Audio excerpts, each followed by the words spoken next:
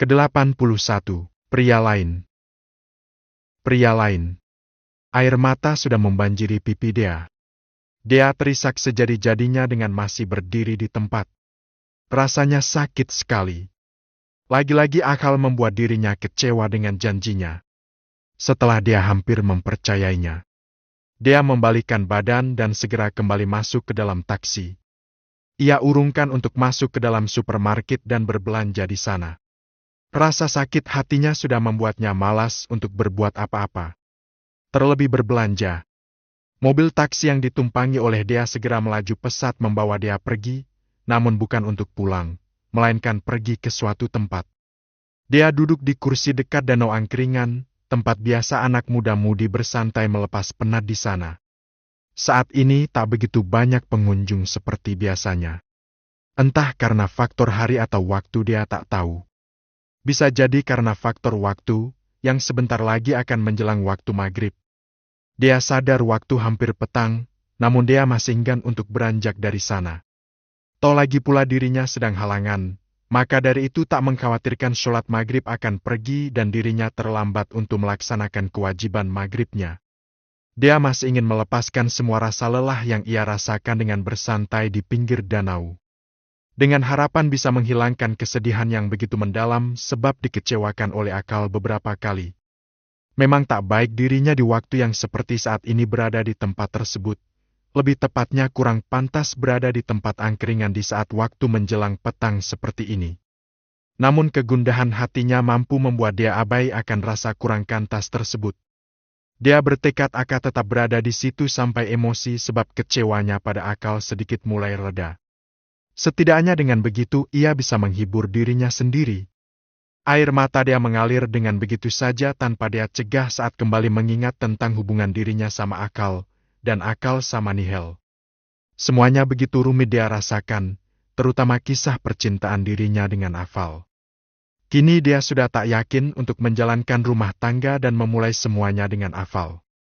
Jikalau orang di masa lalu Ahal masih terus menjadi orang ketiga di tengah-tengah hubungan baru akal yang sudah bangun dengan dirinya. Percuma dia pertahankan jika perang roboh lebih kuat dari pengukuh. Sakit memang memabun sebuah hubungan dengan seseorang yang belum selesai dengan masa lalunya. Dia terhenyak saat tiba-tiba mendengar suara yang sudah tak asing bahkan sangat dikenalinya. Untuk memastikan itu, dia segera menoleh ke samping. Dan benar saja, tebakannya benar. Dia melihat sudah ada Arfan di samping kanannya, duduk di kursi yang ada di sebelahnya. Sontak saja dengan segera dia mengelap air matanya yang membasahi air pipi mulusnya. Tidak perlu kau usap Dea. Nggak perlu kau sembunyikan air matamu ataupun yang lainnya. Sebab aku sudah tahu apa yang terjadi padamu. Arfan berucap tanpa menatap dia. Tatapan Arfan fokus ke depan menatap danau. Kenapa Mas Arfan ada di sini? Tanya Dea, merasa heran. Apa ini kebetulan atau memang sengaja Arfan mengikuti dirinya setelah mendengar perkataan Arfan barusan yang bilang sudah tahu tentang semuanya apa yang terjadi pada Dea. Arfan tak menjawab. Dan seperti tak ingin menjawab. Biarlah apapun yang ada di pikiran Dea saat ini. Walaupun Arfan tak seperti yang ada di salah satu tebakan Dea yaitu mengikuti dirinya, namun Arfan seperti tak ingin mengatakan yang sebenarnya. Yang sebenarnya adalah, tadi Arfan singgah di masjid yang ada di seberang jalan sana. Saat iseng ingin membeli sesuatu mata Arfan tak sengaja menangkap keberadaan Dea yang sedang menangis. Dan Arfan sudah dapat menebak apa yang membuat dia menangis. Arfan menoleh menatap Dea dengan, bahkan aku juga tahu sebab kenapa air matamu mengalir. Ucap Arfan semakin membuat rasa penasaran dia menjadi. Tapi aku sarankan, kau tak pantas menangisi pria yang selamanya tak akan pernah bisa membalas perasaanmu. Tanggap Arfan. Kembali membuat air mata yang sedari dia tahan semenjak kedatangan Arfan karena tak ingin ketahuan oleh Arfan, kini air mata tersebut mengalir dengan deras. Arfan tak segera menjawab, ditatapnya wajah sedih dia. Jujur dalam hati Arfan tak terima dia menangis sebab disakiti oleh akal. Jika bisa Arfan ingin kembali memiliki dia sesuai rencana awal dan dia untuk bersatu, sebelum ada keputusan dari Umi Helwanya untuk menjodohkan akal dan dia.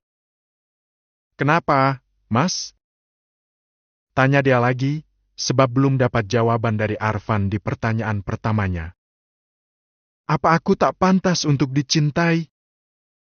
Parau Dea. Bukan, Dea. Bukan kamu yang tak pantas dicintai, tapi Ahal lah yang tak pantas mendapatkan hati dan cintamu yang tulus. Dan jika bisa jangan pernah. Kenapa? Tanya lagi, dengan air mata masih mengalir di pipinya. Sebab Akal selamanya tak akan bisa melupakan cinta pertamanya. Sudah sejak dari dulu Akal mencintai Nihel, dari zaman semenjak ia dan Nihel masih SD. Jelas Afal. Tapi, jika Umi Helwa saja, wanita yang begitu disayangi dan disegani oleh Akal tak mampu menghentikan Akal untuk berhubungan dengan apalagi kamu, wanita yang sama sekali tak dicintainya, bahkan tak dianggapnya. Jangan kau itu, dihargai saja tidak. Deg. Hati Dea berdegup. Kata-kata Arfan barusan begitu ngena di hati Dea. Bahkan Dea mulai membenarkan apa yang dikatakan oleh Arfan. Lagi, Dea kembali terisak. Bahkan air matanya semakin deras mengalir. Lalu aku harus apa? Dea bertanya dengan masih terisak sambil membekap mulutnya agar tak begitu jelas isakannya didengar oleh Arfan. Arfan tak segera menjawab. Ditatapnya lekat-lekat wajah Dea. Katakan, Mas, aku harus apa? Aku benar-benar bingung saat ini. Ucap Dea dengan suara parau. Aku kasihan melihatmu seperti ini, Dea. Kau wanita baik tapi tak diperlakukan dengan baik oleh Akal. Aku tak tega melihatmu menderita seperti ini. Sudah, Mas Arfan. Cepat katakan, aku harus apa? Aku sudah lelah dengan semua ini. Dea berucap sambil menggeleng-gelengkan kepalanya. Lupakan Afal, Dea. Jangan berikan cintamu padanya. Dea tercengang, dipandanginya wajah Arfan, berusaha mencari arti dari setiap kata-katanya. Keluarlah dari hubungan pernikahan yang mengikatmu dengan Afal, De. Lagi, Dea kembali tercengang mendengar saran Ahal. Apa maksud Mas Arfan, bercerai? Tanya Dea ragu-ragu. Iya. Arfan juga menjawab dengan ragu-ragu. Tapi, Mas, bukankah Allah membenci perceraian? Tapi Allah juga tak menyukai bahkan dijauhi dari rahmat Tuhan jika seorang suami menjatuhkan air mata istrinya. Dan apa kamu akan terus membiarkan dosa itu terus menyelimuti Akal? Dan begitu pun juga dengan kamu. Allah juga membenci seorang istri membangkang dari titah suami. Sejenak Arfan menghentikan kata-katanya. Memberi jeda untuk mengambil nafas. Apakah kau tak sadar, tanpa kamu sadari di setiap kau kecewa pada suamimu tanpa sengaja kamu telah melakukan pelanggaran? Jangan jauh-jauh, contohnya saat ini juga. Apa kau sudah dapat izin dari Akal selaku suamimu untuk pergi ke tempat ini? Dea bungkam 1000 bahasa. Yang dikatakan Arfan benar adanya.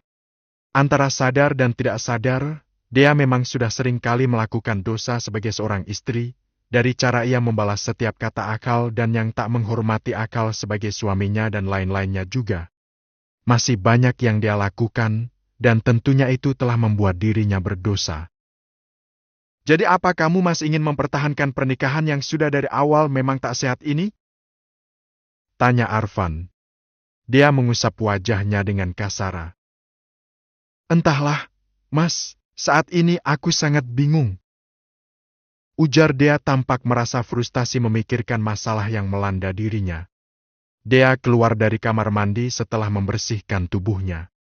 Saat tiba di depan pintu kamar mandi, Dea sudah menjumpai Akal tengah duduk di ranjang dengan kepala tertunduk tanpa melakukan apapun. Dia bersyukur, untungnya ia keluar dari kamar mandi sudah dalam keadaan pakaian yang lengkap, sebuah kebiasaan yang dia lakukan semenjak menikah dengan Akal. Dari mana saja kamu? Nada pertanyaan Akal terdengar dingin. Dia mendengkus, malas untuk membahas ini sebenarnya. Karena tak mendapati jawaban dari Dea, akhirnya Akal berdiri, melangkah mendekati Dea. Mata Akal menatap tajam ke arah Dea dengan ekspresi dingin. Tak ada sepatah kata pun yang keluar dari mulut Akal. Sama halnya dengan Dea, sama juga terdiamnya dengan pandangan ke arah lain. Dea, Ja! Assalamualaikum. Permisi Gus, Neng. Ucapan Akal terhenti bersamaan dengan kedatangan pelayan rumah Helwa yang mengetuk pintu dengan sopan. Waalaikumsalam. Jawab Akal sambil melirik si pelayan yang saat ini membungkuk hormat. Sedangkan dia menjawab salam dengan lirih. Tak ada kesemangatan dalam diri dia saat ini untuk berbuat apa-apa. Maaf, Gus sama Neng dipanggil Ustadz sama Umi ke ruang tengah. Ucap sang pelayan dengan sopan. Ada apa, Mbak? Tanya Akal dengan sedikit memiringkan badannya menata si lawan bicaranya. Kurang tahu saya, Gus. Saya hanya diutus Ustadz Ahlan untuk memanggil saja. Jawabnya masih dengan kepala menunduk. Baik, Mbak. Terima kasih. Ucap akhirnya Akal. Makasih, Gus. Kalau gitu saya permisi dulu. Si pelayan dengan sopan pamit bersamaan dengan melangkah mundur dan pergi berlalu meninggalkan kamar Akal dan dia. Akal kembali meluruskan badannya dan menatap dia. Dalam hati Akal bertanya-tanya, tumben Abi dan Uminya memanggil bersamaan dengan dia. Ayo kita temui Abi sama Umi. Ajak Akal. Dengan nada dingin. Dia bergeming, dengan pandangan masih ke arah lain. Akal dan dia berjalan beriringan menuju ruang tamu untuk menemui Helwa dan Ahlan yang telah menunggu di sana. Sejenak, langkah Akal sempat terhenti saat di ruang tamu tak hanya ada Abi dan Uminya. Namun juga ada Pak Gunawan beserta istrinya. Yang tak lain adalah kakek dan nenek Akal. Duduklah! Tita Uma Akal pada cucunya tersebut. Dea dan Akal pun menurut. Pertanyaan tentang ada apa gerangan menggelayu di pikiran Akal dan Dea. Ada apa ini? Akal tak tahan untuk tidak bertanya, ingin segera menyudahi rasa penasarannya. Lihat ini. Helwa meletakkan sebuah amplop coklat ke hadapan Akal. Akal menatap amplop coklat tersebut dengan kening berkerut. Begitupun juga dengan Dea. Apa ini, Mi? Tanya Akal masih belum menyentuhnya. Buka saja, dan silahkan lihat sendiri. Jawab Helwa dengan nada dingin. Akal yang sudah hafal dengan gaya Uminya sudah bisa menebak bahwa sudah terjadi masalah. Tapi Akal belum tahu itu. Oleh karena itu, Akal segera mengambil amplop coklat tersebut dan segera mengeluarkan isinya. Isinya adalah foto, namun saat melihat foto tersebut, Akal langsung kaget dan matanya melebar. Akal menatap Dea yang sedang duduk di sampingnya dengan kepala masih tertunduk. Lalu tatapan Akal beralih menatap Uminya Helwa yang duduk di sofa di depannya. Ini! Kata-kata Akal tercekat di tenggorokan. Iya, Akal. Itu foto istrimu. Ucap Helwa. Dengan pria lain. Mendengar itu, sontak dia mengangkat wajahnya yang sedari tadi tertunduk. Selanjutnya dia mengambil alih foto yang dipegang Akal untuk memastikan apa yang dikatakan oleh Uminya Helwa.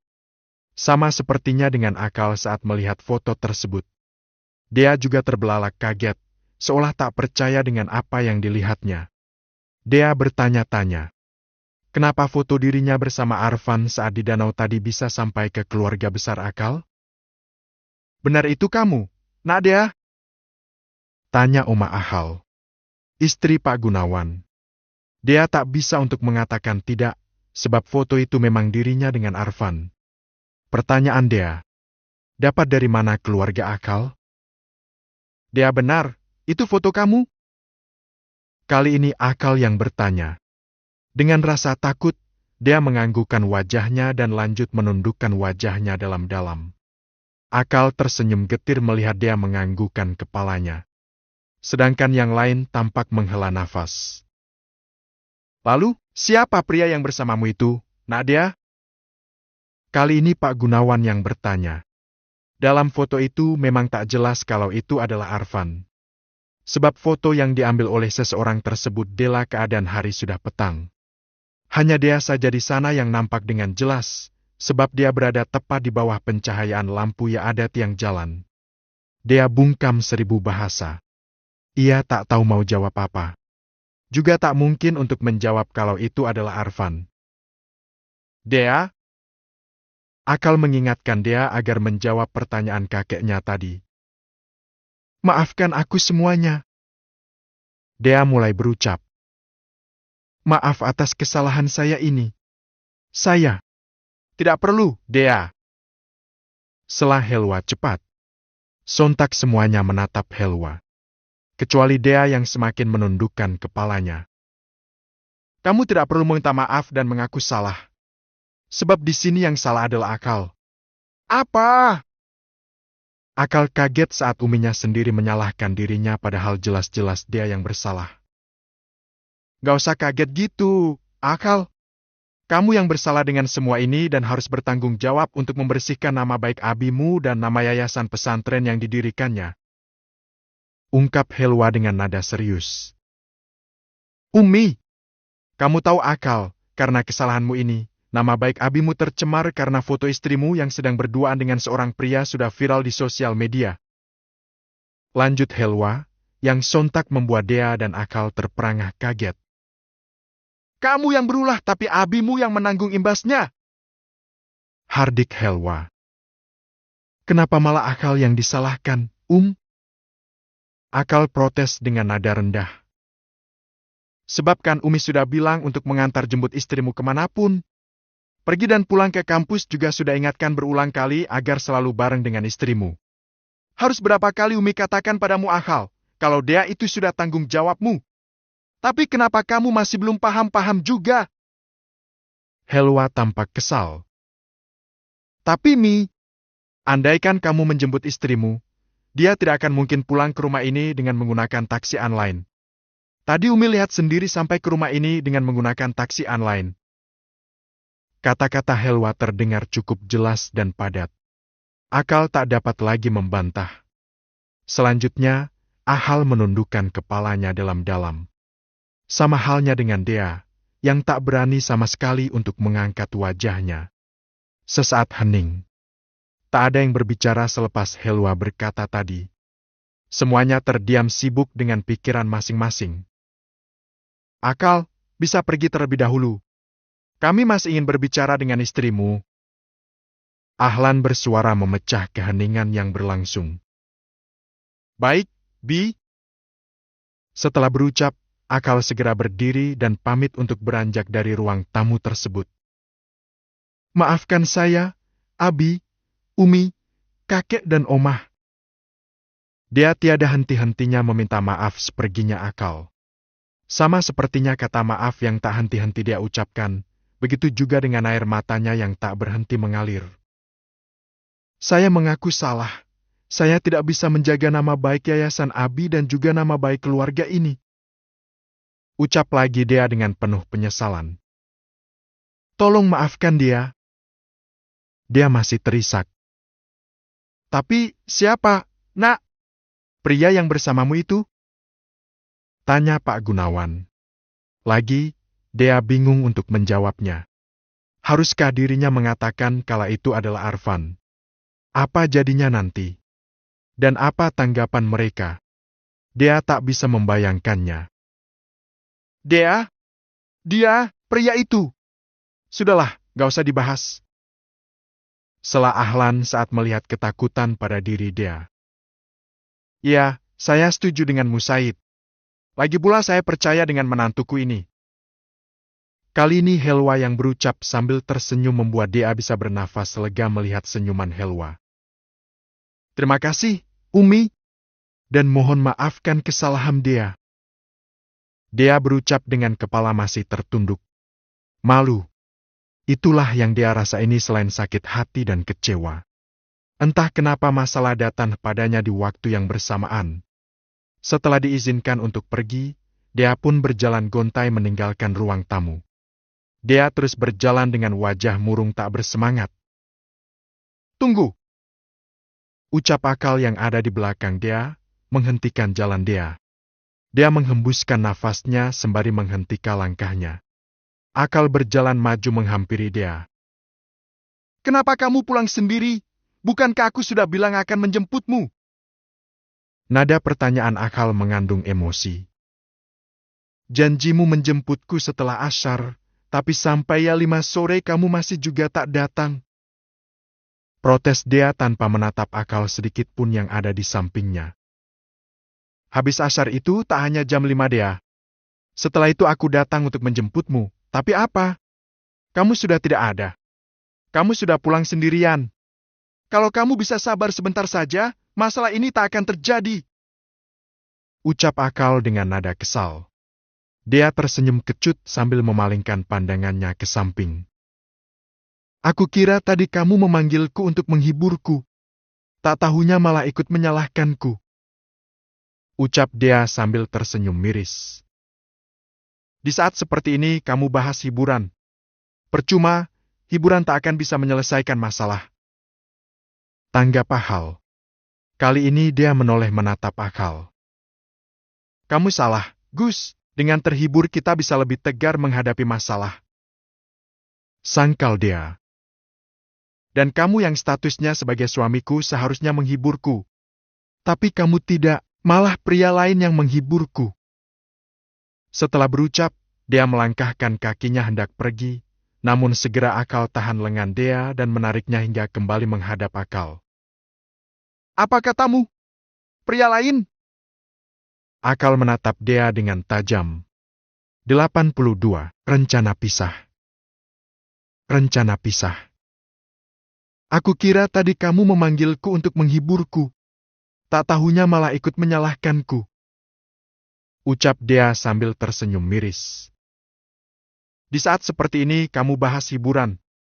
Percuma, hiburan tak akan bisa menyelesaikan masalah. Tanggap Akal. Kali ini dia menoleh menatap Akal. Kamu salah, Gus. Dengan terhibur kita bisa lebih tegar menghadapi masalah. Sangkal Dea. Dan kamu yang statusnya sebagai suamiku seharusnya menghiburku. Tapi kamu tidak, malah pria lain yang menghiburku. Setelah berucap, Dea melangkahkan kakinya hendak pergi, namun segera Akal tahan lengan Dea dan menariknya hingga kembali menghadap Akal. Apa katamu? Pria lain? Akal menatap Dea dengan tajam.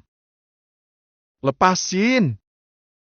Dea berusaha menarik tangannya dari cekalan lengan Akal. Namun Akal malah semakin mengeratkannya. Siapa pria lain itu? Tanya akan Devan masih menatap Dea. Sudahlah, aku capek dan tak ingin berdebat kali ini.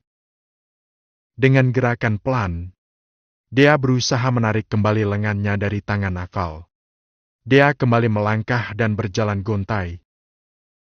Mau kemana kamu? Tanya Akal. Sejenak Dea menghentikan langkahnya. Aku ingin mencari angin. Akhir-akhir ini terlalu banyak masalah yang melandaku. Jadi aku butuh udara segar. Dea berucap tanpa menoleh dan menatap Akal yang ada di belakangannya. Dia kembali. Masuklah ke kamar. Ini sudah malam. Ingat Akal saat Dea kembali melangkah. Namun Dea tak menggubris ingatan Akal. Dea terus melangkah. Dea? Dea tetap tak peduli. Ia tetap terus melangkah. Ia tahu apa yang saat ini lakukan tetap salah tak mengindahkan ucapan Aka. Tapi rasa kecewanya tetap menguasai hatinya, hingga sulit rasanya mematuhi semua perintah Akal setelah sekian banyak rasa sakit dan kecewa yang Akal berikan padanya. Dea tak pergi keluar ataupun ke tempat lain. Ia hanya pergi ke taman yang ada di antara bangunan asrama putra dan putri. Dea duduk di bangku taman. Di sana ia menangis sejadi-jadinya. Asyik memang menangis dikala tidak ada siapa-siapa di sisinya. Dea menumpahkan segala duri dan duka nestapa di hatinya. Dea menumpahkan semua air matanya. Sengaja ia lakukan, dengan harapan sesak di dadanya sedikit berkurang. Dan hatinya kembali tenang. Dea perisak sejadi-jadinya. Untungnya di tempat tersebut selalu sepi. Dan pencahayaan remang-remang. Sebab lampu-lampu taman sudah dimatikan. Keadaan tersebut Dea gunakan untuk meluapkan semua emosinya dengan menangis. Apa kau menangis karena suami ini lagi? Afal? Dea terkejut saat tiba-tiba mendengar suara Arfan. Sontak dia menghentikan isakannya. Dia segera menyingkirkan tangannya yang tadi digunakan untuk menutup wajahnya. Mas Arfan. Lirih dia sambil mendongakkan wajahnya menatap Arfan yang tengah berdiri di depannya. Dengan segera dia mengusap air matanya. Berusaha tak ingin menampakkan pada Arfan bahwa dirinya tengah bersedih. Ada apa lagi, Dea? Tanya Arfan dengan ekspresi lain di wajahnya. Dea diam saja. Ia tak ingin memberitahukan apa yang sebenarnya telah terjadi antara dirinya dan Afal. Tapi Dea juga butuh teman curhat untuk keluh kesahnya. Dan juga butuh orang yang bisa memberinya masukan. Lebih tepatnya saran, harus bagaimana Dea selanjutnya untuk menyikapi rumah tangganya saat ini. Apa kau terus menahan semua deritamu sendirian, Dea? Tanya Arfan. Apa kau tak ingin membaginya denganku? Aku adalah masmu sedari kecil. Tapi kau sudah tak mempercayakanku lagi untuk bisa membantumu keluar dari masalahmu ini. Aku gak tega lihat kamu terus seperti ini. Arfan menatap Dea dengan tatapan iba. Katakanlah padaku, apa yang membuatmu terus menangis akhir-akhir ini? Arfan tahu. Dia tak berhak bahkan sikapnya yang ingin tahu tentang masalah rumah tangga orang lain sekalipun itu Dea. Wanita yang susah dianggapnya adik sejak dari masa kecilnya. Tapi rasa iba, kasihan dan apalagi cinta yang masih Arfan simpan untuk Dea mendorong dirinya untuk mencampur urusan rumah tangga Dea. Di samping rasa kasihan Arfan pada Dea. Aku tak tahu harus apa, Mas. Aku benar-benar rapuh saat ini. Aku terus kecewa dengan sesuatu yang sudah aku harapkan dengan sepenuh hati. Aku tak tahu lagi harus berjuang seperti apa lagi untuk mempertahankan rumah tanggaku bersama Akal. Aku sudah berjuang, namun perjuanganku diruntuhkan oleh cinta Akal pada Nihel yang masih bersemayam di dalam hatinya. Dan aku terus kecewa dengan itu, dengan janji-janji Akal. Tapi sepertinya aku sudah lelah, dan aku ingin menyerah. Kalau gitu lanjutkan niatmu, Dea. Dea terperangah dan segera tersadar dari apa yang barusan ia katakan pada Arfan. Apa yang barusan aku katakan pada Mas Arfan? Kenapa aku tak menyadarinya tadi? Tanpa sengaja aku telah menceritakan masalah rumah tanggaku pada orang lain, yaitu Mas Arfan. Dia bermonolog dalam hati, dan menyesali apa yang dikatakannya pada Arfan tanpa ia sadari. Keluarlah kamu dari ikatan yang sepertinya jauh dari kata-kata menggapai surga. Tak ada surga yang selalu membuatmu meneteskan air mata, Dea. Dea bergeming, memikirkan kata-kata Arfan barusan. Entah itu benar atau tidak. Dia tak bisa menilainya dengan pikiran yang sedang berkecamuk memikirkan semua masalah rumah tangganya dengan akal. Mas aku, apa kau masih ingin bertahan di pernikahan yang imamnya tak menginginkan Mamun seperti dirimu, Dea? Apakah seperti itu kebenarannya? Tanya Dea. Hatinya mulai dilema. Antaran ingin mempertahankan pernikahannya atau tidak. Jangan bertanya tentang kebenarannya, Dea. Sebab hanya kau sendiri yang bisa merasakan ketidaknyamanan saat kau menjalani pernikahanmu dengan lawan Akal. Dea bergeming, mulai menecerna kalimat demi kalimat yang keluar dari Arfan, yang menurutnya adalah sebuah saran menuju jalan keluarnya. Jawab Dea, apa kau bahagia dengan pernikahanmu dengan Akal? Tanya Arfan. Dea segera menggeleng. Tanda ia tak bahagia. Bahkan sekalipun ia tak pernah bahagia sebab perlakuan Arfan. Apa kau mendapatkan cinta dan kasih sayang dari suamimu, Akal? Tanya lagi Arfan. Lagi, Dea menggelengkan kepalanya. Tidak. Lirih Dea sambil menundukkan wajahnya. Arfan benar, Akal tidak pernah mencintainya, bahkan meskipun untuk sudah berjanji, Akal masih tak berusaha untuk mencintainya. Janji hanyalah tinggak janji. Baiklah, aku menyerah, Mas. Aku memang tak bisa berperan menjadi istri dari Akal. Sampai kapanpun aku gak bisa menyayangi Nihel di hati Akal. Jadi aku sudah putuskan, Aku ingin mundur dari pernikahan ini. Aku mundur jadi istri Akal. Air mata Dea jatuh bersamaan dengan kalimat terakhirnya. Dea berdoa. Semoga keputusannya tersebut menjadi jalan yang terbaik untuk dirinya dan Akal. Meski dengan sebuah perceraian. Tapi, bagaimana aku mengatakan pada semua keluarga? Lebih-lebih Umi Helwa.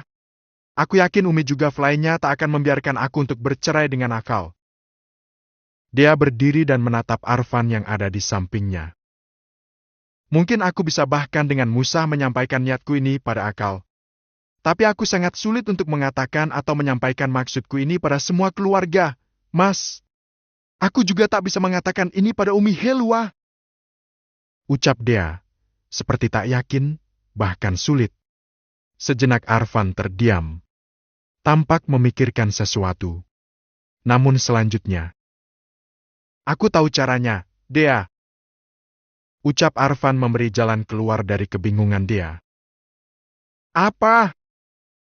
Tanya Dea masih menatap Arfan, yang sama-sama berdiri. Namun dengan jarak yang cukup jauh. Malam Jumat nanti akan ada acara makan malam keluarga besar. Semua keluarga besar Umi dan Abi berkumpul. Jadi disitulah kamu gunakan untuk mengatakan keinginan kamu ini pada mereka. Usul Arfan memberi saran. Tapi aku takut, Mas. Ucap Dea. Jangan takut. Ada aku nantinya yang akan siap membantumu. Dea bergeming. Dengan pikiran, apakah niatnya tersebut untuk mengakhiri pernikahannya dengan Akal adalah benar atau tidak? Dalam hati ada keraguan sebenarnya. Tapi dia sudah memilih. Setelah selesai berbicara dengan Arfan di taman, Dea melangkahkan kakinya menuju kamar dia dan Akal tinggal. Langkah Dea begitu gontai. Rasanya tak punya semangat untuk melakukan apapun. Saat pertama kali membuka pintu, keadaan kamar gelap, hanya sedikit pencahayaan dari cahaya bulan yang menyelinap masuk melalui jendela kamar yang sedikit terbuka. Dia masuk dengan hati-hati dan langkah pelan. Suasana sepi. Entah kemana Akal, dia tak tahu. Dia berpikir mungkin saja Akal sedang ada di asrama putra. Sebab malam ini biasanya ada jadwal di sana dia. Atau kalau tidak Akal sedang keluar untuk bertemu kekasihnya, Nihel. Dia tersenyum kecut. Miris memang nasib Dea jika benar apa yang ada di pikirannya tersebut benar. Akal pergi keluar untuk menemui Nihel di saat ia dan dirinya sedang ada masalah. Dea meraba-raba dinding untuk mencari saklar lampu. Untuk menghidupkan lampu agar kamarnya tak gelap. Saat tangannya berhasil menemukan saklar lampu, Dea segera memencetnya hingga lampu kamar tersebut hidup. Saat lampu telah menerangi ruangan kamar tersebut, pertama kali Dea lihat adalah sosok Akal yang sedang duduk di sofa kamar dekat jendela dengan bersilang kaki. Dea sempat kaget dengan keberadaan Akal. Jadi Akal ada di dalam kamar. Tadinya Dea kira sedang keluar. Jadi pria lain yang kamu maksud itu adalah Arfan? Akal bertanya tanpa menoleh sedikit pun pada Dea yang sedang berdiri tak jauh dari sofa Akal duduk. Pandangan Akal masih menunduk. Dan terlihat santai. Sebuah ciri khas gaya Akal dalam keadaan apapun. Dia sempat tercengang, terkejut kenapa tiba-tiba Akal berbicara seperti itu. Dari mana Akal tahu kalau dirinya tadi sedang bertemu dengan Arfan? Akal berdiri dari sofa. Tangannya dimasukkan ke saku celananya. Sedikit memiringkan badan, menatap Dea yang masih mematung di tempat. Dan pria yang di danau bersamamu saat itu juga Arfan, bukan? Dea membelalakan matanya. Benar-benar tak menyangka kalau Akal akan bisa tahu tentang itu. Apa Arfan bisa mempengaruhimu tentang sesuatu? Akal berjalan dengan santai mendekati Dea.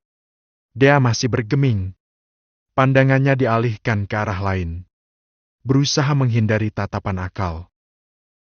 Dea, jawab! Maaf, aku sedang tak ingin bicara ataupun membahas tentang ini. Aku lelah.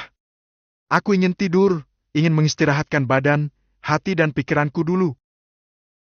Setelah berucap, Dea segera melangkah menuju ke arah kasur. Namun dengan segera Akal menahan lengannya. Kita perlu bicara, Dea. Ucap Akal. Menatap dia serius. Dengar, ada waktunya tersendiri untuk membahas segala sesuatu. Jangan jadikan waktu istirahat kita hanya untuk membahas masalah yang tak akan ada putusnya ini.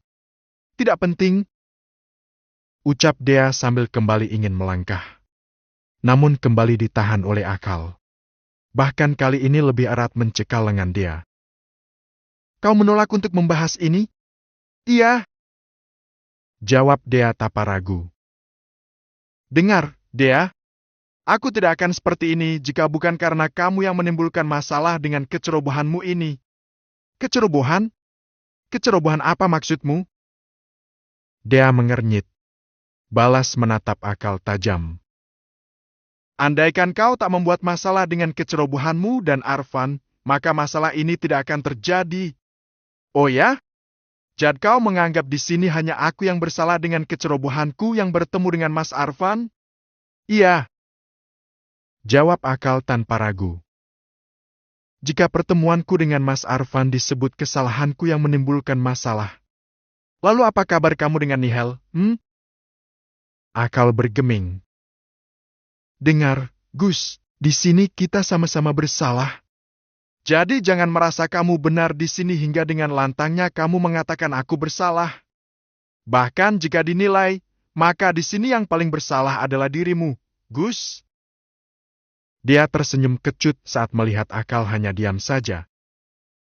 Sudah berapa kali kamu dan Nihel melakukan pertemuan? Bahkan kau tak segan-segan kau menyentuhnya dan menggendongnya. Tapi meskipun begitu, apa ada orang yang menyalahkanmu, Gus? Apa ada? Bahkan jika ada, aku akan berusaha untuk menutupinya demi melindungi nama baikmu sebagai suamiku. Sedangkan jika aku yang ada di posisi itu, tepat saat seperti ini apa kau bisa melakukan apa yang pernah aku lakukan? Jangankan membelaku atau menutupi kesalahanku demi menjaga nama baikku. Malah kau ikut menyalahkanku dengan bangga. Aku tidak bangga, Dea. Dan bagaimana aku tak menyalahkanmu, sebab sudah jelas kau diam-diam bertemu dengan Arfan. Di saat statusmu sudah jadi istriku. Aku hanya melakukan apa yang kau lakukan padaku. Bukankah kamu sendiri yang mengajariku tentang ini? Meski kau sudah berstatus suamiku, ku mau masih berhubungan dengan Nihel, bukan? Aku tidak berhubungan dengan Nihel, Dea. Sangkalah hal. Lalu apa? Mau disebut apa kedekatan kamu dan Nihel itu, Gus? Debat Dea. Terserah kamu mau menganggapku masih berhubungan dengan Nihel apa gak, Dea. Yang jelas, jauhi Arfan saat ini. Dan kau ingat? Aku tak berhubungan dengan Nihel. Akal melepaskan cekalan tangannya di lengan Dea. Tenanglah, Gus. Tak akan lama lagi kau tak akan punya masalah lagi sebab aku. Dea tersenyum bersamaan dengan air matanya mengalir tanpa ia inginkan.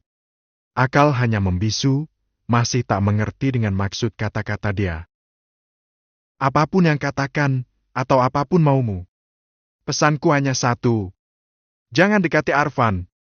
Jauhi dia, sebab dia bisa berbahaya di situasi seperti ini. Dia hanya menanggapi dengan senyuman kecut sambil melangkah dan menaiki kasur. Dia segera berbaring dan membenamkan wajahnya di bantal. Di sana, dia perisak sejadi-jadinya. Keputusan untuk mundur dari pernikahan dengan Akal yang mengikat dirinya semakin kuat. Dia sudah putuskan untuk berpisah dari Akal. Ke-83, aku ingin perpisahan. Aku